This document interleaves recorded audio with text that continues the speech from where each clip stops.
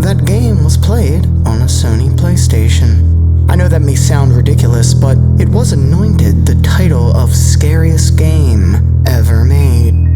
And that game is Fatal Frame. Aside from creepy cinematography and a myriad of jump scares, the game had an interesting concept. In it, the protagonist is equipped with a camera in a haunting location. Whenever a dark presence was close by, the controller would shake. Now, you couldn't see anything around you, that is, not until you held up your camera. But once your eyes peered through the lens, the jump scares began. The game bestowed an idea that a spirit, while unseen by the naked eye, could be captured through the lens of a camera. Proof of life after death, especially in spirit form, is something that has been sought out and possibly will continue to be so until life itself takes its last breath. There is a plethora of photographic as well as video evidence claiming to have captured spirits and even demons on film. A more well-known example of this is footage captured by CCTV of what looks to be a cloaked figure opening up a pair of doors at Hampton Court Palace back in 2003. The footage is said to have been unadulterated, and those pursuing answers claim that the court security could not explain the footage or the figure displayed. Now, if you're like me, then most likely you have seen this footage before. And since this series aims to provide its viewers with original content, I was able to collect never-before-seen photographic evidence of life after death.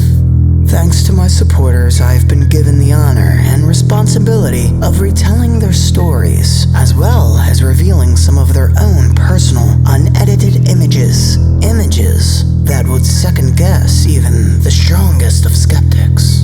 So, without further ado, let's begin. You may have heard of a woman by the name of Lizzie Borden, and if you haven't, well, of course I'm going to catch you up.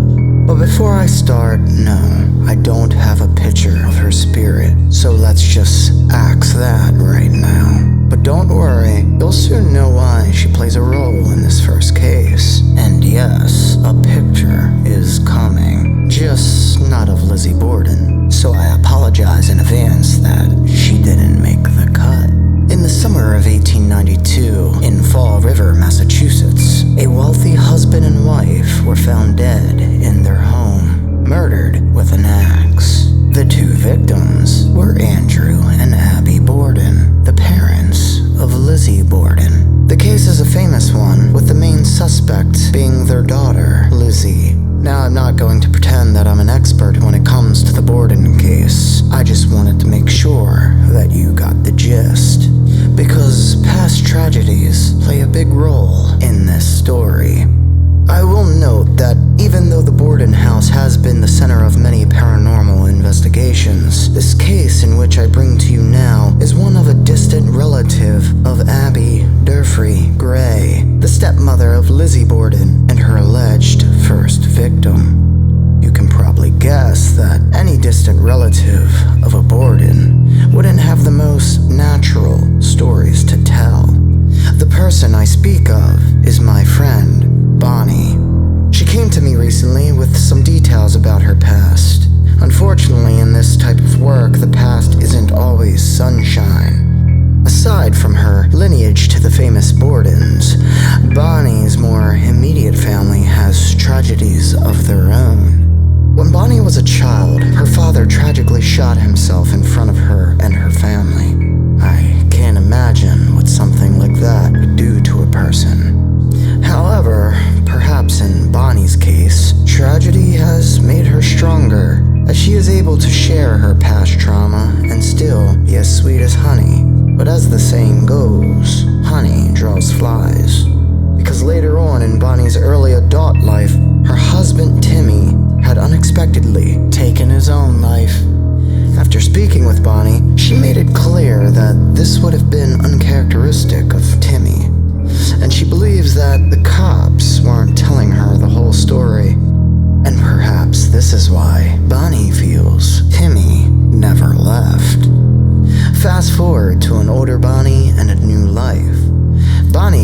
to have seen things. Perhaps her tragic past had opened her up, making her more perceptive. Luckily for us watching, we don't need paranormal perception to see what she saw, because Bonnie provided a picture. In this picture, you can see her late husband Timmy's niece. But if you look closely, you can see what looks to be a face behind her in the curtain. Now, if you recall, in episode 2 I had briefly mentioned something called pareidolia. This is when the brain pieces together information, presenting something like a face in inanimate objects, or a curtain. A conclusion easy to jump to when dealing with a grieving widow, right? Well, I may be with you if Bonnie thought this were indeed her late Timmy, but she doesn't. As I'd mentioned, in the picture is Timmy's niece, and Timmy's brother David also passed away, but well before Timmy. So Bonnie believes it is David in the picture. When comparing the picture of the late David and the face in the curtain, the resemblance becomes clear. Bonnie also went on to say how David and Timmy were very close. I mean, they were brothers. They were always together.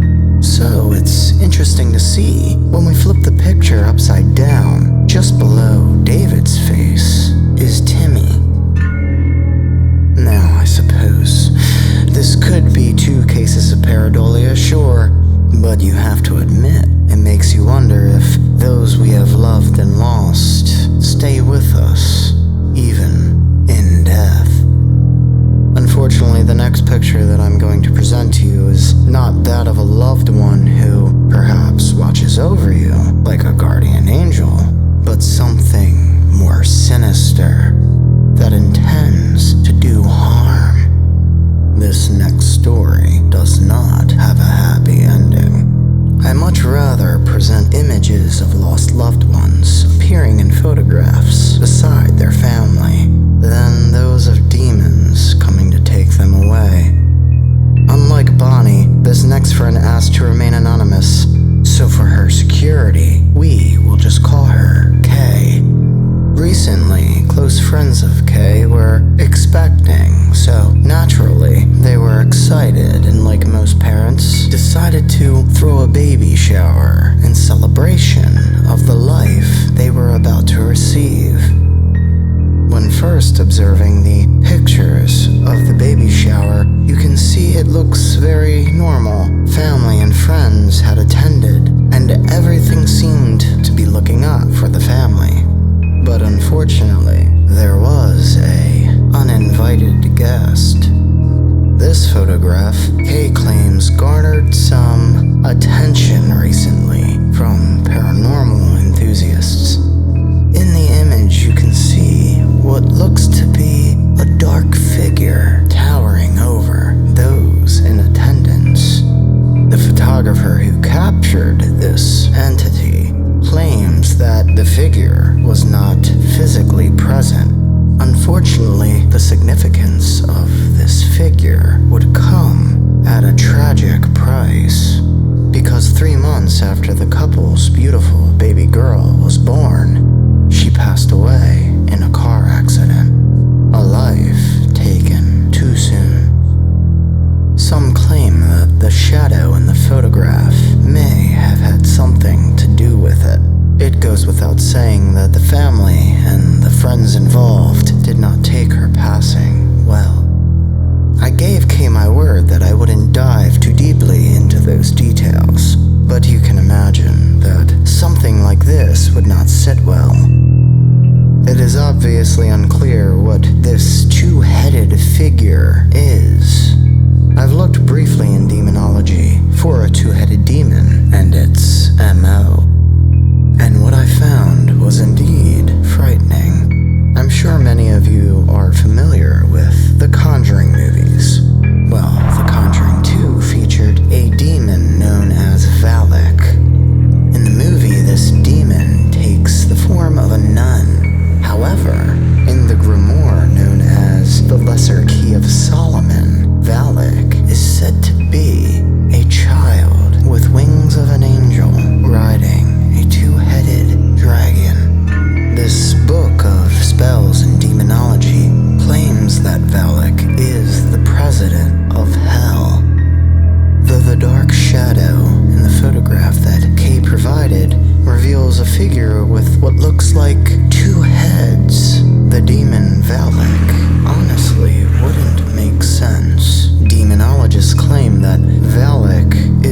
actually summoned to provide the conjurer with the whereabouts of rare treasures. The only correlation between Valak and this demon is that there are those who believe that this dark figure captured is responsible for taking a young couple's treasure away from them. From a loved one hanging around long after death to a possible demon taking life long before it starts, it's hard to say for sure what was captured